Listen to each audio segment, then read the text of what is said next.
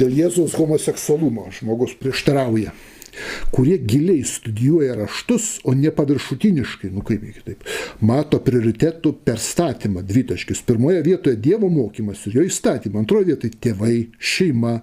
Jūsų pateiktos Naujojo testamento rašto vietos apie tai rašo, o daugelį vietų taip pat rašoma ir Tanakė. Citatos apie Dovydą duoda argumentus, kur kalba apie homoseksualizmą tipo ir Senas testamentas. 1 Samuelio 18:1. Dovydui kalbant su Sauliumi, Jehonatano siela prisirišo prie Dovydo sielos ir Jehonatanas pamilo jį kaip savo sielą ir Dovydas jį pamilo visą širdim. Nuo to laiko Saulius priėmė ir nebeleido grįžti savo tėvo namus. Jehonatanas padarė sandorą su Dovydu, nes mylėjo jį kaip savo sielą. Jehonatanas atidavė Dovydui savo apsiaustą, drabužius, net ir kardą, lanką bei diržą. Pabandysiu apie viską iš eilės atsakyti. Apie Dovydą. Ar buvo Dovydas homoseksualistas? Ir kuo tai skiriasi nuo Jėzaus? Imkim Jėzų. Ar Jėzus kur nors dėmesį moterims rodė, žmona turėjo moteriškę, tuokėsi su moterimis? Ne, visiškai. Jokių moterų. Taškas. Jokių. Paimkim Dovydą. Aiškiausiai juodo ant balto rašo, kad Dovydai labai seksualiai moteris patiko. Jau kam, niekam apie jokį kitą nerašo. Bet jų Dovydui tai tikrai. Pasižiūrėkim. 2 Samuelio 11 skyrių pažiūrėkim. Kaip jis homoseksualistas galėtų būti? 2 Samuelio 11. 11 skyrius nuo 2 iki 5 eilutės. Pažiūrėkim. Ar gali homoseksualistas toks būti? Ar jums primena čia homoseksualų žmogų? Kartą vakare Dovydas atsikėlė nuo savo lovos ir vaikščiojo ant karaliaus namų stogo. Vaikšto pas stogą. Nuo stogo jis pamatė besimaudančią moterį. Moteris buvo labai graži. Nuoga moteriškė maudosi. Ir Dovydas nuo stogo pamatė. Dovydas pasiuntė sužinoti, kas jį. Jam buvo pranešta, kad tai Eliamo duktė Betšeba, Hetito Urijo žmona. Dar įvedus. Jis ir čia nuodėmę tą vedusią moterį pasiėmė. Čia Dovydas problemų turėjo dėl to. Dėl savo nevaldomo geismo moterims. Homoseksualistas, ne? Dovydas pasiuntė tarnus, jie atves, jis atėjo pas jį, jis sugulė su ją. O to homoseksualistas, ne? Nes jis buvo apsivalius nuo savo nešumo ir jis sugrįžta savo namus. Moteris pastojo ir pasiuntė pas Dovydą pranešti, aš neščia.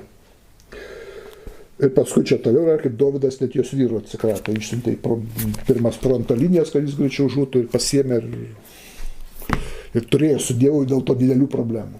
Dėl to, kai neleistų elgesio. Sutinkam čia nuodėmė viską, bet jau kaip bebūtų šito nuodėmė rodo ne homoseksualumą Dovydą, ne? Žiūrim toliau apie Dovydo homoseksualumą. Žiūrim. Dovydo homoseksualumą. 2 Samuelio 3 skyrius nuo 1 iki 5 eilutės. Kas yra homoseksualistas? Tuokiasi su vyru arba turi lytinius santykius su vyru. Taip? Jeigu turi santykius su moterim ir tuokiasi su moterim, tai koks čia homoseksualistas. Žiūrėkime, 2 Samuelio 3 skyrius. 2 Samuelio 3 skyrius nuo 1 iki 5 eilutės. 3. Tarp Sauliaus ir Dovydo namų karas buvo ilgas, Dovydas sustiprėjo, Sauliaus namai silpnėjo. Hebrono Dovydas susilaukė sūnų. Nuo vyrų. Pirmagimis Amnonas iš Jezreelietės Ahinoamos. Oho. Antrasis Kilebas iš karmeliečio Nabalo našlės Abigailės. Vau! Nieko saugumas. Ne? Trečiasis Abšalomas, Gešūro karalius Talmajo dukters Makos sūnus. Ketvirtasis Adonijas, Hagitos sūnus. Penktasis Šefatija, Abitalės sūnus. Ir šeštasis Dramas iš Dovydo žmonos Eglos. Šešios žmonos, ar ne? 2 Samuelio 11 skyrius, 2 Samuelio 18 skyrius, nuo 1 iki 27, pamatysit, kad dar jisai buvo Sauliaus dukterį Mikalę vedęs. Taip? Ir galiausiai ta moterišė, kur nužiūrėjo besimaudančią Betšebą, nugalabijos vyrą, vis tiek pasiėmė ir gyveno su ją. Jis daug moterų turėjo. Tai nelabai primena homoseksualumą, ar ne? Žiūrėkit, toliau dar, čia šitas žiūrint, toliau dar nesibaigia numeris. Dovydo homoseksualizmas. 2 Samuelio 5 skyrius, 12-13 eilutė. 5 skyrius, 12-13, toliau. Dovydas suprato, kad Viešpats įtvirtina Izraelio karaliumi ir išaukštino karalystę dėl savo tautos Izraelio. Dovydas persikėlė iš Hebrono į Jeruzalę, paėmė iš Jeruzalės daugiau sugulovių žmonų. Ir čia Dovydo gimė sūnų, čia dar prie tų skaitytų, dar viršau. Nu kažkaip tai su moterim, čia tiek tų moterų pasikačiau, su vyrais jų nebeturėjo laiko turbūt. Tai, a Jėzus ar darė tai? Nedarė. Dar yra net gražesnė vieta, kada mirė Abšalomas. Paskaitykime Antras Samuelio 1 skyrių. 26-27 eilutės, visko neskaitysiu. O ne rauda savo draugo toje Jonataną, kur čia klausytojas jį priskyrė Dovydui kaip meilužį. Aš gailiuosi tavęs, čia dar pikantiškesnė, net neparodė klausytojas. Aš gailiuosi tavęs mano broliai Jonatanai, labai brangus tu man buvai, tavo meilė man buvo nuostabesnė už moterų meilę. Galima tokią hipotezę kelti, kad Dovydas buvo biseksualus. Ne homoseksualus, bet biseksualus. Galima, kodėlgi ne. Bet čia nėra problemos. Pagal Tanachą, čia nėra, jeigu žmogus turi tokį poreikį, paprasčiausiai, kad čia nenuodėmė, jeigu jis toks yra. Nuodėmė du dalykai. Tuoktis su vyru arba turėti lytinių santykių. Lytinis seksas, pavyzdžiui. Mirties bausmė už tai. Kunigų 20 skyrius, 13 eilutė sako, jei vyras sugultų su vyru, kaip su moterim, abu bjauriai nusikalsta, abu turi mirti. Dovida nerašo niekur apie jokį seksą su Jonatanu. Antras dalykas yra apie jokią santuoką su Jonatanu. Tuo tarpu, imkim mūsų Galilėjos veikėją, paskutinę vakarienę, jauniausias mokinys Jonas, pats jauniausias buvo mokinys, reiškia, gulėjo ant jo krūtinės prisiglaudęs, kas čia per glaustimas jis yra, rašo, kad šitą mokinį Jėzus mylėjo. Aišku, čia ne dvasinė meilė, nes ką kitų nemylėjo Jėzus, tik vienam dvasinė meilė. Tai kokią tada meilę Joną mylėjo? Ne? Ir galiausiai paskui jaunuolis kažkoks seka nuogas įsisukęs, tik tai apsivyniojęs maršką. Pats ant nuogo kūno. Krikščionis sako, čia morkus. Prie ko morkus? Morkaus nebuvo tarp apaštalų, ir paskutinį vakarienį nebuvo jokio morkos. Nei morkaus, nei agurko, nei bulvės, nieko nebuvo. Buvo tik 11 apaštalų. Tai kažkuris iš apaštalų. Jaunuolis. Jauniausias yra Jonas. Nes dar 98 metais jis dar rašo knygą. 98 metais apraškyvo Patmos uolos dar gyvas. 98 metais mūsų javas. Pagal krikščionių tradicijas. Taigi pirmosios mišios, sako, paskutinė vakarienė. Ir kančios yra jis ten nuogas, guli ant Jėzaus krūtinės. Kai Jėzus eina į melstis Getsemanę, Adiolas susisupęs vaikšto nuogas. Kaip iškrypėlis po parkelį. Ir kažkiek tai sekė Jėzų, kai jis suėmė nuogas. Jaunuolis nuogas įsupęs drabužį. Kas čia per Sodomą ir Gomorą vyksta? Kas čia per apygos, kai nuogas sėdi per paskutinę vakarienę, tik Adiolus susisupęs. Įsivaizduoju, dabar aš ateičiau nuogas į bažnyčią, tik tai su Adiolu susiviniojęs. Kaip tai atrodytų? O normalu rabis tai daro. Ne homoseksualus. Ir sako, dar va būtent šitą mylėjo Jėzus. Ir galiausiai iš viso akivaizdžiai jis parodė, kad jis susituokė su Jonu. Kabo ant pliuso, mamelė stovi po kryžiumi ir tas mokinys stovi, kurį mylėjo Jėzus, tai va čia tas, kur su marška buvo. Ir jis nuo kryžiaus nebe tas rūpėt turėtų jau. Ar taip ar taip tu Dieve mane apleidai, tai ir toliau lysim į šitą liūną homoseksualizmo. Sako, moterie, čia tavo sūnus. Žmogau, čia bus tavo motina. Čia reikia suprasti, kad liepia globoti, pasirūpina savo palaukti. Ir pasakytų, globok šitą mano mamelę. Pasakytų, kas čia dabar per sūnus. Ir pas hebrajus, ir senovį, ir dabar, ir pas mus yra tas pats. Pavaržiausiai, kai žentas uošvienė kreipiasi mama, o kartu uošvienė, jeigu geri santykiai, kas yra reti atvejai, kreipiasi sūnau, vaikelį. Jis sako, čia tavo sūnus, čia tavo žentas, o čia tavo mama uošvienė. Net mirdamas, atiduodamas galus, jis dar matot kažką, jis išdarnėja. Ir dar su Dovydu lyginti šitą variantą. Jūs baikit juokus. Kad Jėzus buvo homoseksualistas, tvirtina ne vienas krikščionis. Ką ten krikščionis? Tvirtina labai rimti Naujojo testamento specialistai, dvasininkai, teologijos daktarai, krikščionys, kurie skaito Naujojo testamento iš originalo, iš senosios graikų kalbos. Šitą.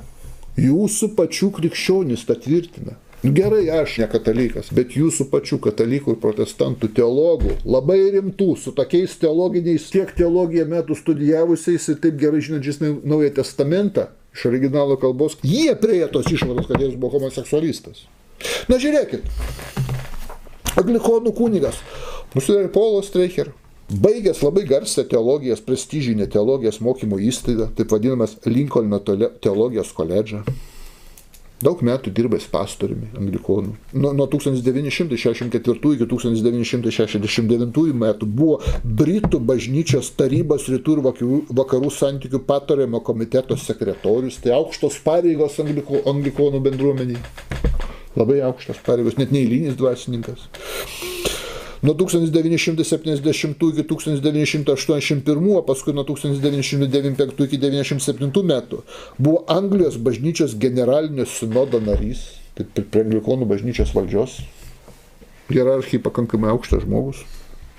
1985 metais vyskupijos sinodas Ostricherį išrinko Naujosios Zelandijos Wellingtono vyskupijos vyskupu anglikonų. Tai neeilinis krikščionis, ne šiaip savo eilinis krikščionis, žinot, bet labai rimtas teologas, dvasininkas, aukštos bažnyčios dignitorius anglikonų bažnyčių, protestantų.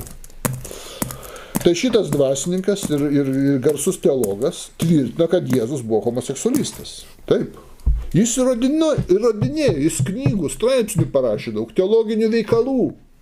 Iš Naujojo Testamento įrodinėdamas, kad Jėzus buvo homoseksualus ir jis stato ant to savo doktriną, kad bažnyčios turi tada homoseksualizmą. Jeigu mes Jėzų laikom savo mokytojų ir lyderių, dievų ir viso kuo kelias tiesa ar gyvenimas, o tas kelias tiesa ar gyvenimas buvo gėjus, tai kas mes tokie, kad gėjus smerktumėm, turim šventinti gėjus ir į pastorius ir jų santuokas laiminti ir taip toliau. Jis stato toliau doktriną. Jeigu Jėzus buvo gėjas, o Jėzus dievas ir jų pagrindas tikėjimo, uola, kurios pastatyta bažnyčia, protestanizme, taip, tai ragėjams. Taip, sako, Senam testamente buvo uždrausta, bet mesgi senų, nes mesgi po Evangeliją dabar, po malonę, Naujas testamentas, Naujas testamento autorius yra gėjas. Taip, ne aš sakau, ne koks, žinot, kitos religijos atstovas, krikščionių dvasininkas, aukšto lygio, teologas, žinovas, to tvirtina. Duosiu dar vieną pavyzdį. Teologijos mokslo daktaras Robertas Gosas. Buvęs katalikas, jezuitas, o žinot, jezuitas, kad apmokyti, jezuitas 10 metų mokosi, teologiją studijuoja. Naują testamentą jis išmano, gerai. Paskui perėjo protestantus ir apsigynė teologijos doktoratą ir jis įrodinėja, kad Jėzus yra homoseksualistas. Krikščionių, teologai, žymiausi, įrodinėja, ko jūs iš manęs nori. Tada aš prieinu tos išvadas. Jūsų pačių krikščionys, mokytojai jūsų, vedliai, šviesuliai prieina tos išvados. Tai aš gal aš, nežinau, ne krikščionis, tai aš galiu, kaip sakyti, varyti ant Jėzus smulkes, ne? Paimiausiu ir varau kažką. Ne, tie, kurie į Dievų ir savo, kurie tarnauja jam. Sako, vis dėlto mūsų tas viešpats gėjus. Jis Harvardo universitete įgyja lyginamosios religijotyros mokslo daktaro laipsnį, šitas žmogus, gana išsilavinęs. Jis yra senosios graikų kalbos specialistas, tai yra skaito Naują testamentą, neišvertimo. Šalia kitų aš va tokį jo niuansą paminėsiu, kaip jis įrodinėja dar, kad Jėzus yra ne tos orientacijos.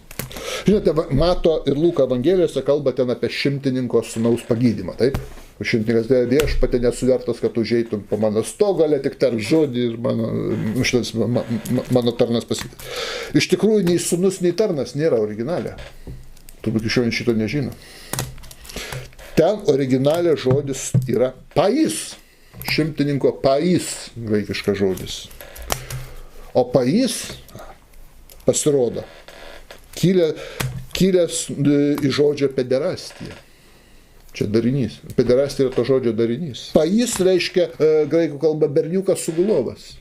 Aiškina šitas garsus teologas, Naujojo testamento žinovas ir senosios graikų kalbos specialistas. Krikščionis, pastorius. Taip. Šimtininkas prašo, kad jo berniukas, jaunas sugulovas, būtų išgydytas. Ir toliau aiškina Gosas, sako, ir Jėzus ne tik nepasmerkė šito dalyko, sako, bet pasakė apie šimtininką, kad sako, Izraelyje neradau didesnio tikėjimo nei jo. Gyrė šimtininką, va, kaip gerai. Tai ką sako mums manyti? Ura, homoseksualizmui, sako Gosas, krikščionių teologas, daktaras. Na, aišku, aš ką tokiu atveju, jeigu taip yra, tai kiškitės tą Naują testamentą ten, kur nesueina. Galiu pasakyti paprasčiausiai. Bet vad jūsų pačių krikščionys aiškina. Tai kodėl aš dar turiu nesakyti? Pasidomėkit, daugybė.